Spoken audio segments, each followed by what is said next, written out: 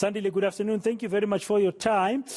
Just so far, I don't know what stood out in your mind for you. For me, just at the start of the session in the afternoon, that whole toing and froing around whether or not there's a legal standing for this motion of no confidence in the president brought by the ATM to carry on or not was quite interesting. What did you make of that initial part of the session this afternoon? Yeah, I think it was tricky and maybe obvious in terms of their rules. They allowed it the time that they did, but it was clear that that was a non-starter. I mean, the comments ahead of time from the ATM showed that basically by the time the meeting starts, they will not move the motion, they will not participate in the voting, etc., etc. So as the ANC chief whip correctly argued in the closer language that this had no, it's a motherless child. It was just on the floor with nobody who takes care of it. So I'm glad that they got it out of the way and not discussed it any further. Yes, it's now out of the way. They are now focusing on the whole issue of the motion of no confidence in the cabinet. And there seemed to be some confusion in some people's minds that the cabinet would not include the president. What do you make of that? Yes, I think that the DA has found itself in a very difficult position, that the difficulty they've created themselves, because usually, if you look, I mean, we former British colony, once people lose confidence in your government, you as the leader of that government, together with your cabinet, must get out of the way and a new government found. So what has happened here is that the DA is making a very difficult choice to say Cyril Ramaphosa as state president must remain, because we're worried that people like Mabuza might come in or other characters that they don't like. So protect him, the very founder, if you like, of that cabinet and its leader and the person who's supposed to do performance management of the ministers who are not performing, keep him and chase up on the non-performing ministers. So it is a very controversial and non-starter probably, and I don't think it will prevail in any event. Yeah, and so far from what has been said and debated, I mean, the last person we carried live now was Mr. Singh from the IFP. He's saying, no, we are not supporting this motion of no confidence at all. Of course, the DA backing its own motion. Yes, this motion, there are many difficulties with this motion. And unfortunately, the way this parliamentarians debate is so difficult because the DA has raised a narrow set of issues. But by their own narrow set of issues, it would have meant that they should have asked for the president and his cabinet to step down. One, on the size of the cabinet. If the issue is that the size of the cabinet is wrong, the president is responsible for that.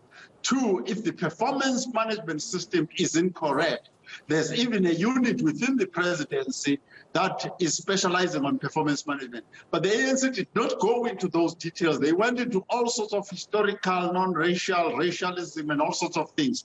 So I think the whole motion is poorly formulated, poorly debated, and it is a non-starter. Yeah, so the rest of it this afternoon is going to be the other smaller parties. So we are likely, from what you've just said, Sandile, to see another unsuccessful attempt by the opposition to remove the president or his cabinet, or both in this particular case. Yet again, I just wonder, why do opposition parties insist and persist, rather, in trying to use motions of no confidence, when historically in democratic South Africa, none of them have been successful against any sitting president? Well, the ANC was also right in reading the game. They've read the game correctly. This is the start of the 2024 campaign. So even the ATM, they may not want any actual agent voting on the motion. They want the motion to be in the air that There are people who have no confidence in the president, and the DA wants the air to be filled with this idea that there's no confidence, there's a poor performing cabinet. So it's a political campaign for 2024. That is the fact of the matter. But at the same time, these are dangerous games because, as you will remember, that we have a history since the days of Mandela. Since Mandela left office, our presidents don't finish their term of office. So it has become a political toy that our people, a political sport that our people play. Because even if you say the opposition motions of no confidence don't prevail, our presidents don't finish their term of office in any case. So do you think there are signs here now already ahead of 2024 that Matamela Cyril Ramaphosa is going to really be in a tough battle to get a second term? And who knows what happens come 2024 if he gets a second term at the ANC December National Elective Conference? Yes, I think he is confident, I think rightfully so, of leading some form of coalition government in the 2024 elections. However, that fact means that these opposition parties who are launching these motions of no confidence, whether it is themselves or the other emerging parties such as eNCA and others, are actually going to profit from the loss of support of the African National Congress between now and 2024. So Cyril Ramaphosa is very, very likely to be the president in 2024, but in a coalition setting. So for today, though, he's likely to survive this motion of no confidence. You don't see it succeeding at all, the one that has been brought by the DA in the cabinet. Yes, and Floyd Shivambu has read the game well, because for you to succeed, you need people to vote secretly so that the RT forces who are in parliament can vote with the opposition against Cyril Ramaphosa specifically. But the way the motion of the DA is crafted, it's poor because it hits everybody, it hits all the factions. So the motion of no confidence that is potent, but maybe poorly piloted, is the ATM one. So once you attack the ANC in one motion like that, they're not likely to succeed. And bear in mind that if they carry on with the roll call of voting, every person will be called by name and their vote must be known that so and so voted publicly in this direction. So that is not going to work.